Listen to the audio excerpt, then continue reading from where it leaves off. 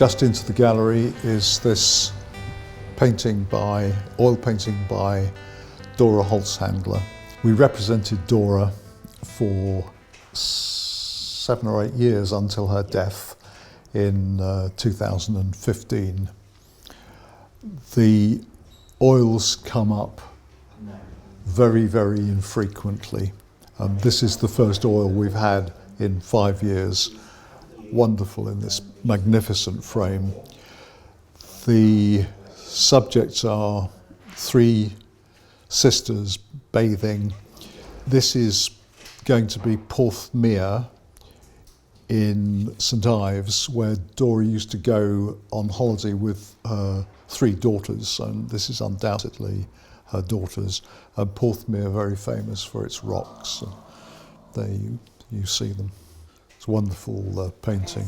During her life, Dora was much admired by many, many famous people, including, interestingly enough, the Dalai Lama, and Sister Wendy wrote about her work. Edna O'Brien, Jack Dee, all sorts of people loved what she did. She was often called naive as an artist, but actually there is a subtlety in the way in which she paints, which is quite extraordinary.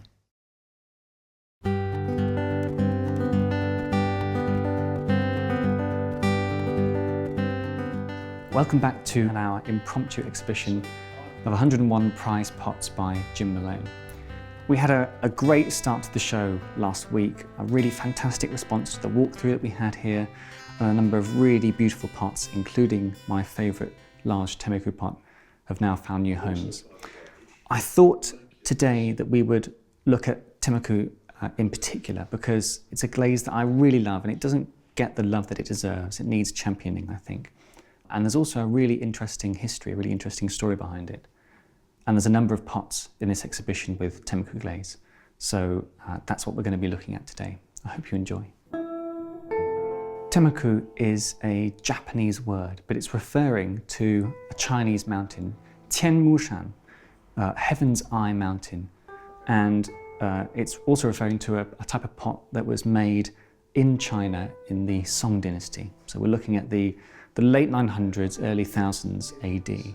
Temmoku actually originally referred to a type of ware that was made in China during this time, and that was particularly prized for its use with the tea ceremony and drinking tea in China. So actually, once upon a time, you would have a white Temmoku as well as a black Temmoku.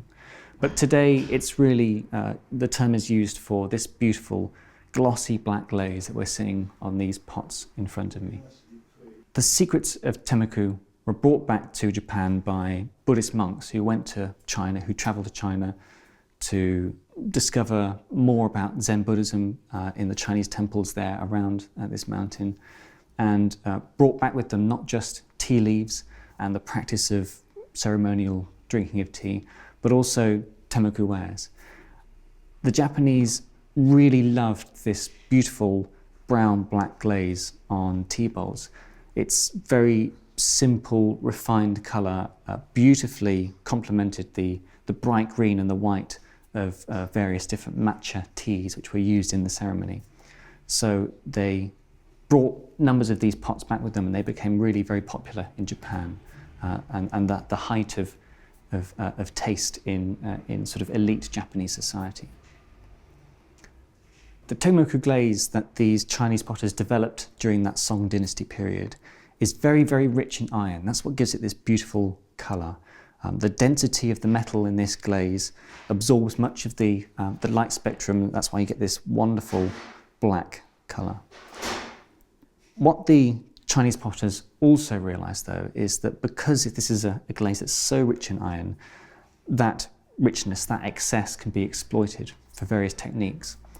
And you'll see across these pots that black breaking to this beautiful dark brown, sort of rusty red colour.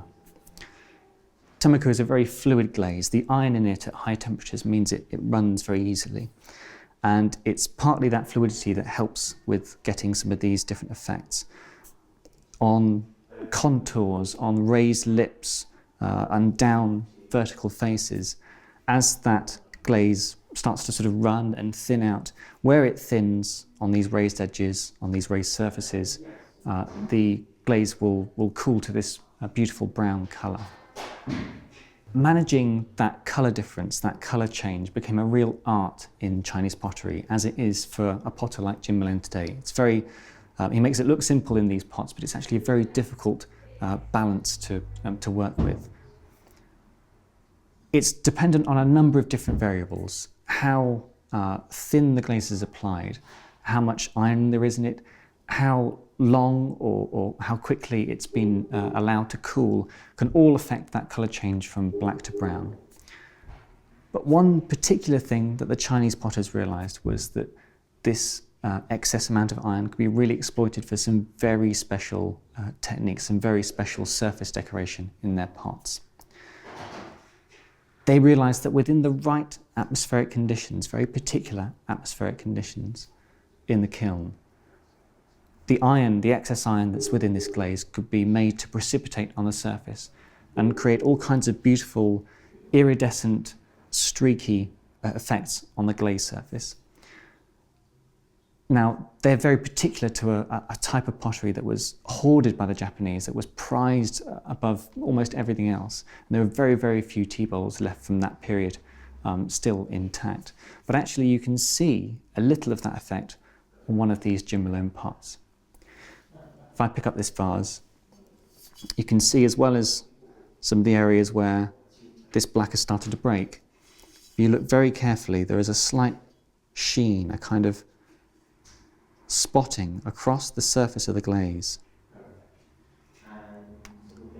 where amounts of the iron in this glaze have precipitated on the surface of this pot. They've been brought out to the top, and as they've cooled, they've created this beautiful kind of oily quality across the front of this pot.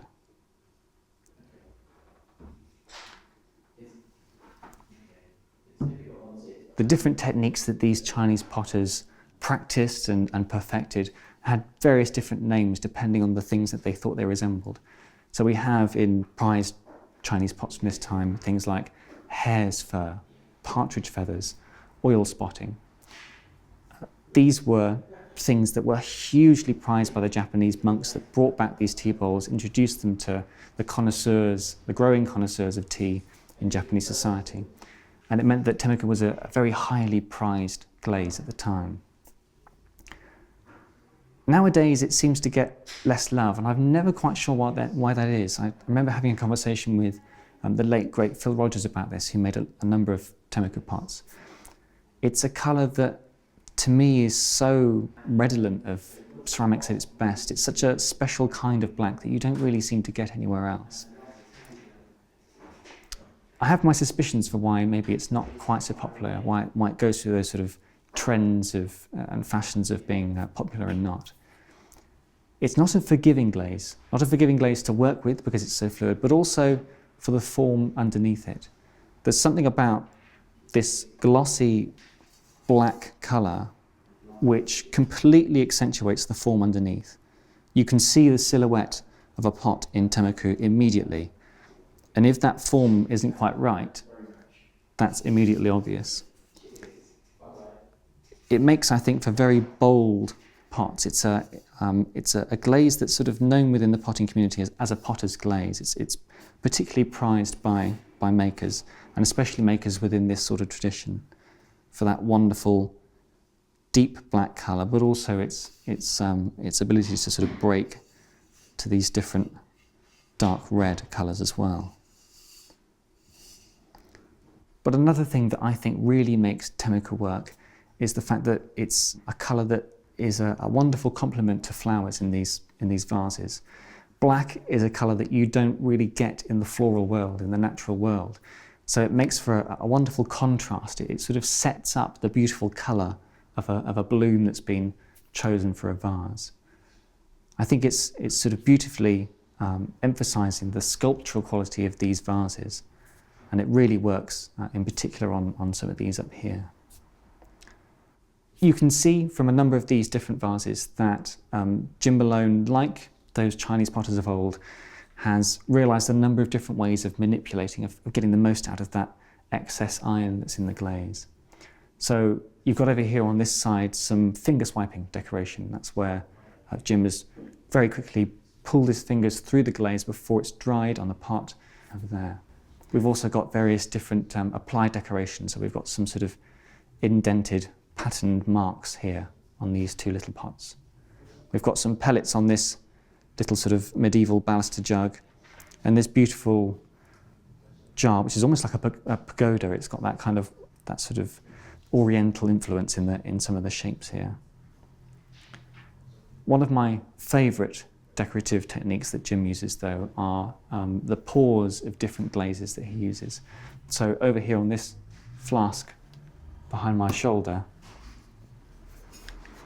we've got Temmoku glaze with these beautiful copper pours. They've been applied really quite thickly here, and it's a really beautiful colour. You can see a whole spectrum of greens and blues, an almost sort of metallic sheen to this pot. Where it's thinned out, we've got what almost looks like that sort of, that hare's fur technique. It's not quite the same, actually. Thinning out to this beautiful blue colour. And actually, within the right conditions, remembering that Jim Malone fires with a mixture of oil and wood, so that introduction of wood and fly ash has affected the surfaces of some of these temmokus. You can see in the very bottom of this little drip a little blush of red that's come in here. People who work within this Anglo-Oriental tradition are sometimes tarred with that brush of the brown pot brigade, sort of harking back to that 1960s, 1970s movement of sort of ethical pots moving out to the country, making in the manner of Bernard Leach and Hamada. It's only when you get up close and personal with pots like these that you can see that there's no such thing. There's a whole spectrum of colours going on in here. If I show you this vase over here, with its Nuka shoulder at the top. Nuka and Temmoku have made for a traditional pairing for a long time now. It's something that you'll see a lot of in Hamada's pottery, for example. Because Nuka, which is a glaze that we'll look at very soon, is a very sort of fluid glaze as well. It runs into the black and we get all kinds of beautiful effects where the two meet. As I turn this pot around, you can actually see in the surface, in the glaze surface, where some of those drips have come down the side of the pot and formed part of that glassy surface.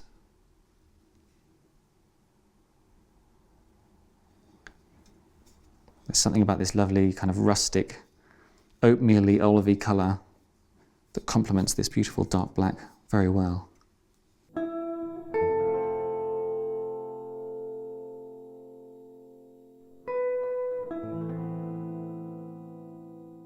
There's a pot down here as well that I'd like to show you. Just to give you an idea of how changeable Temmoku and the different effects that you can be used with it can be within the kiln. You can see that a large part of the surface of this pot has sort of broken to this lovely rusty colour. But also that some of these copper pours that Jim Malone has added are completely different to those we saw in this flask bottle over my shoulder. They run much more, and there's a whole different world of colours going on in these. But it's a particularly nice effect because it gives the sort of the branches, the stems of this incised decoration that's here on the front of the pot a very different feel. It feels much more natural and organic, almost like they're the flowers or the leaves of this plant itself.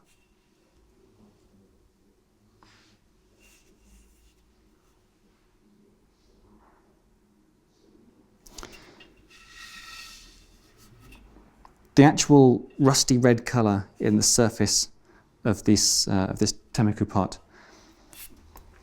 is not unlike that you'll see in the khaki pots that Jim Malone makes. Actually, the two glazes are very, very similar. The major difference between the two is that khaki has even more iron in it. It's even richer in iron. And what happens is that excess iron that's within the glaze forms a sort of crystal surface over the pot. This lovely colour, this rusty colour that you can see, is actually iron oxide knitting itself together in a whole surface of crystals which give it this beautiful red colour, this deep red colour. And you can see the khaki, almost the opposite of the Temmoku, breaking to darker blacks. I remember talking to someone recently about how I think I could probably live at home with only black and white pictures, black and white prints and paintings. Temmoku glaze for me is a bit like that. There is something about the refined simplicity of Temmoku, the simplicity of the black and the brown, which is hiding a world of technical, chemical complexity. I think it's a really beautiful glaze, and I still don't understand why it's not as popular as it should be. These Temmoku pots have been some of my favourite in this exhibition, so I've really enjoyed getting them out and having a good old look, enjoying the different effects that have been brought out in the glaze surface by the way that Jim fires. I hope you've enjoyed seeing them too. In the coming weeks we'll be looking at another aspect of Jim's work, his Nuka glazing. Look forward to showing you some of those too.